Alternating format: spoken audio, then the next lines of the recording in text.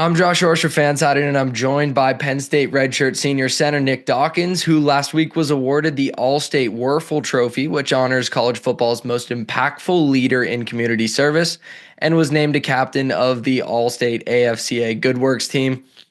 Nick, first, congratulations.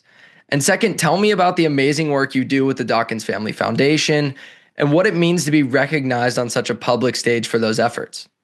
I appreciate it. Thank you, first of all. And with the Dawkins Family Foundation, we work to empower and champion youth excellence, whether it's academic or athletic. We work with a lot of underserved youth and underserved communities as well, particularly in my hometown, the Lehigh Valley, Allentown, Bethlehem, Easton. Do some work in State College in Orlando and in Grand Rapids, Michigan. So that's where my family's stationed out at. That's why it's a family foundation. It's paying, honor to my family that came before me, my dad and my uncles, and my board is on my family. And once I heard I was a recipient of the Allstate Wuerffel Trophy and the captain of the Allstate AFCA Good Works team, to me, it was very empowering. When we do community service, I'm sure you feel the same way. When you go out in the communities and when you do something good, you don't do it for acknowledgement. Mainly it's for the fulfillment of being able to help somebody. For a lot of people, that's their calling. And then that's just something that gives you just, I don't know, it's just a feeling that once you cultivate it, it becomes addicting. And for me, that's my calling. My calling is helping people and being able to work in the community. And I'm glad that I was able to figure it out now and to be acknowledged with so many great guys on the Good Works team. It's just been, I'm just so appreciative and so blessed. How did you find that was your calling to give back in that way? I know you've talked about your father's impact and the way he did that and brought you along for the ride in his community service and whatnot. So how did you find that calling?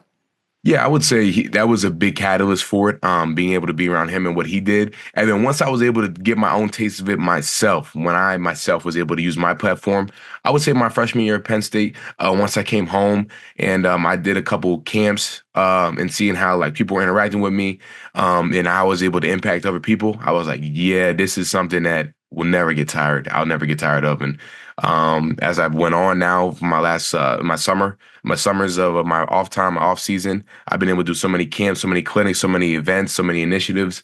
And every single time I'm like, yep, I'm right where I need to be at my feet or where they need to be at. And that's kind of figured out like, yeah, that gut feeling has definitely been a indicator for me. Obviously, you have a lot of goals on the football field, and I want to talk about this season and your career. But do you have big, far-reaching goals for your community service engagement and where you want to take that as you go further into a potential NFL career? Yeah, that the ultimate goal of the Dawkins Family Foundation is we want to be nationwide. And more particular, like if you think about like YMCA's and buildings like that, we want to have buildings like that. We want to have community buildings that are utilized for health and wellness, mental health aid, and just places of shelter in case of emergency. That's the ultimate goal. I want to say in like 30, 40 years from now, I want to be able to say I have a couple buildings in different communities that are serving people. That's the ultimate goal. Yeah, I absolutely love that. And I think third spaces are something that we're losing in Yeah. society. So I think that's a really great mission. Your dad obviously was an NBA legend. So was there ever a thought of a basketball career for you, or how did you end up falling in love with the game of football?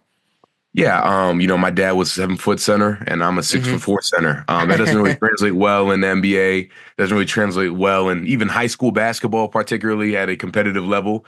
So when I was out there getting crossed up and dunked on, it was probably best that I took my talents to the football field. And obviously, my build is I'm a little blockier, obviously, and I was better suited to play football. And once I was able to get the techniques down and get my athleticism kind of figured out, it was just a better route for me. But I love watching basketball. I would still say basketball is one of my first loves, being able to watch basketball and even play it. I don't play at a high level, but I'm a relentless dog on defense and on the boards. But yeah, I love basketball, but football is what's going to carry me way longer in my career and just in my future and the platform that it presents.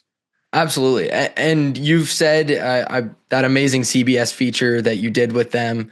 You mentioned that you watch your dad's highlights before almost every game. What goes through your head in those moments, and how do you feel like it prepares you to take the field and what you're going to do on that day?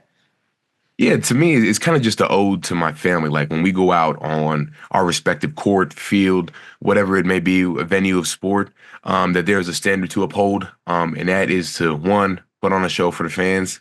And Hmm. secondly, that is to be tenacious, to exhibit tenacity and to be relentless on the court, on the field. And it's just a reminder, my last name means so much to me. I think it's the greatest gift that you can be handed down in your life. And my goal is just to add value every single day to it. So it kind of just a reminder of that. We all have subtle reminders around us. I mean, you have your Pittsburgh Steelers and Penguins art and Pirates behind you. I have my Marquise Pouncey. I have themes and my tattoos, all my themes and stuff like that, just to remind me who I am. And it's another one of those indicators.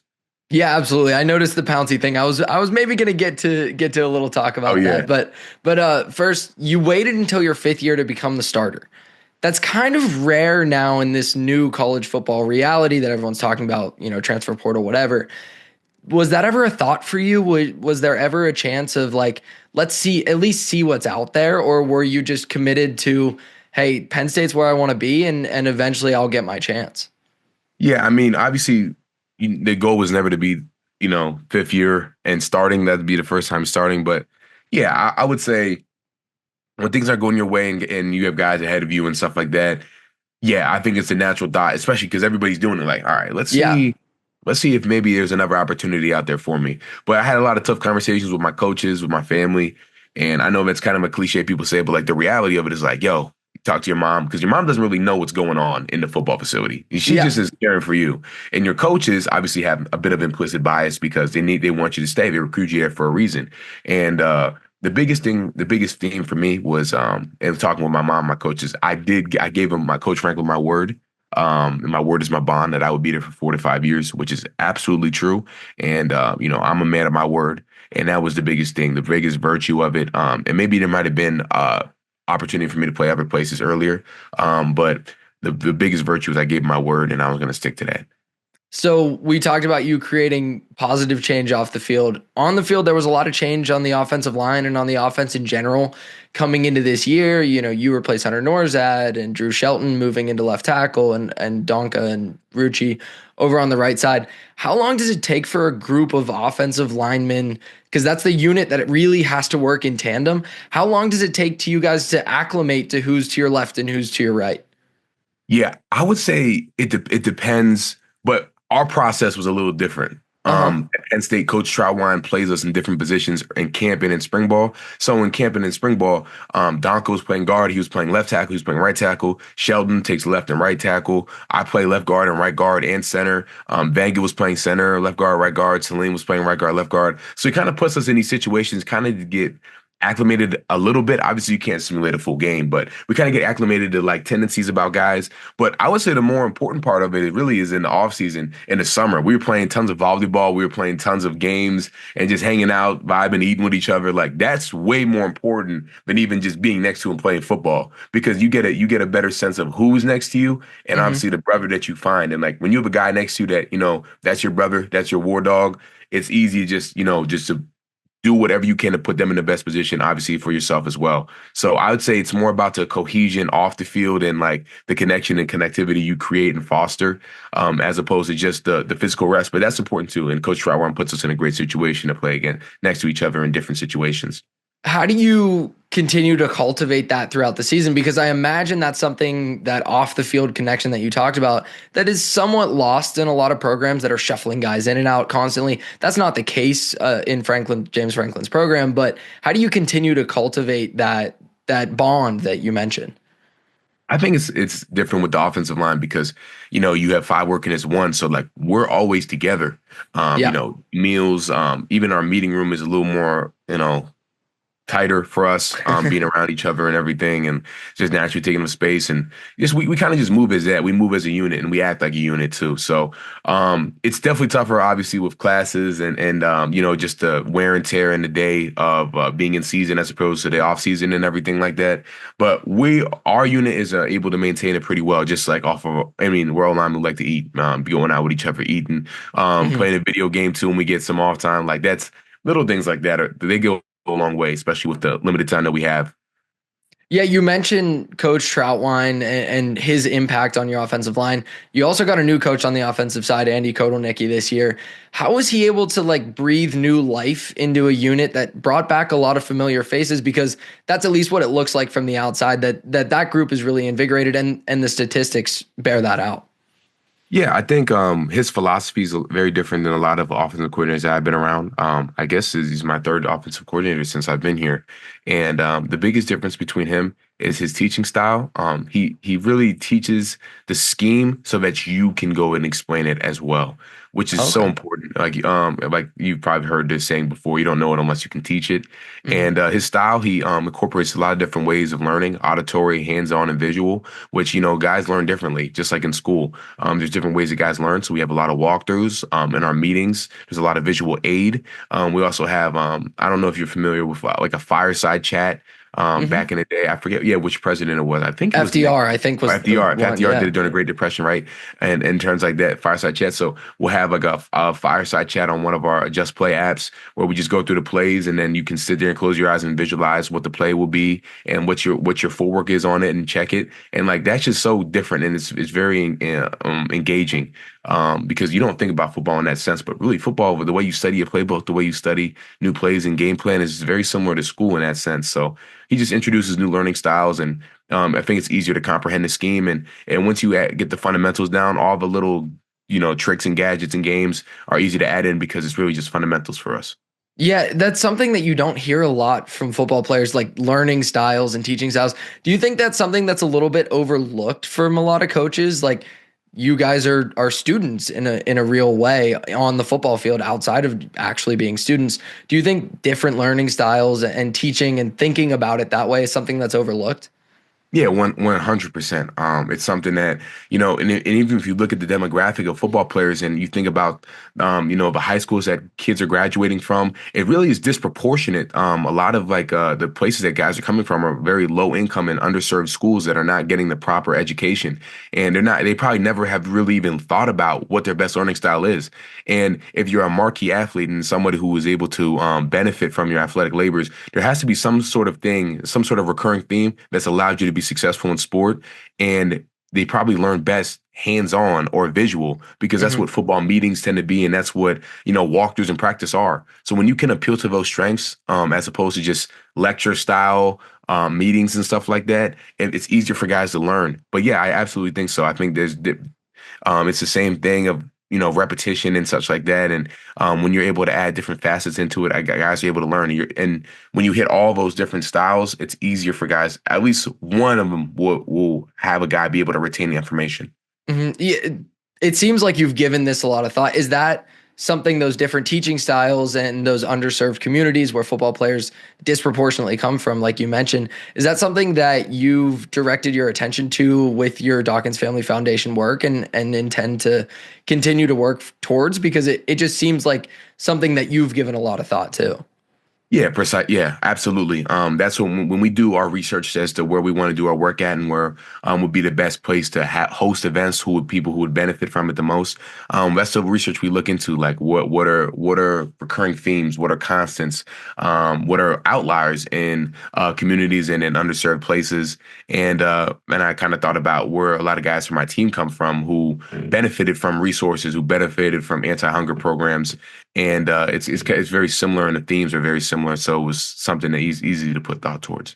Yeah, absolutely. And back to the football field, I mentioned the offensive coordinator changes. They don't always affect the offensive linemen the same, maybe, or at least we don't think about it that way. But they do definitely have, there's a direct correlation between offensive coordinator and quarterback play in most places. What's been different about Drew Aller from 2023 to 2024? Yeah, I think confidence is the biggest thing. A lot of us, the way we benefit, and why maybe a lot of us were so good in high school and then college it takes a little bit, is the confidence you play with in high school. You're thinking, I'm just going to destroy everybody. I'm built Hmm. for this. I'm probably bigger than everybody, faster and stronger than everybody. And in college, you have to find, that confidence without being bigger and stronger and faster than everybody. Some guys are, some guys aren't, but you still Yeah. need to find that confidence that you played with. And I think everybody's first year starting is a little different. It takes a little bit to build up. Even for me, like going through I've gotten better as the year has gone on. And you kind of get used to it. You can kind of be like, okay, so this is how this works. Okay, so if this happens again, I can work like that. I think for Drew, it's the same way. It's the second year starting, playing with confidence, and I think focusing on his leadership too, as opposed to just dissecting each individual little play. I think it's just been so important, and he's also very detail oriented. He's always in the facility. He brings the wide receivers along, and they have their own personal meetings and throws and stuff like that. And I think just the natural confidence that he exudes has been so important for him this year. So I'll leave with this. Preparing for SMU and the college football playoff in general, you've been at Penn State for 5 years. There's kind of been an inescapable narrative about Penn State in big games. Now every game's a big game going forward. How is the team kind of approaching that mentally? And is there any thought even given to, hey, getting this monkey off our back of winning these big games, or is it just business as usual and one game each at a time? Yeah, I mean, it's always business as usual. It's always going to be 1-0. Coach Franklin, he's psychotic. Yeah. It's always going to be 1-0. That's something that's apparent for us.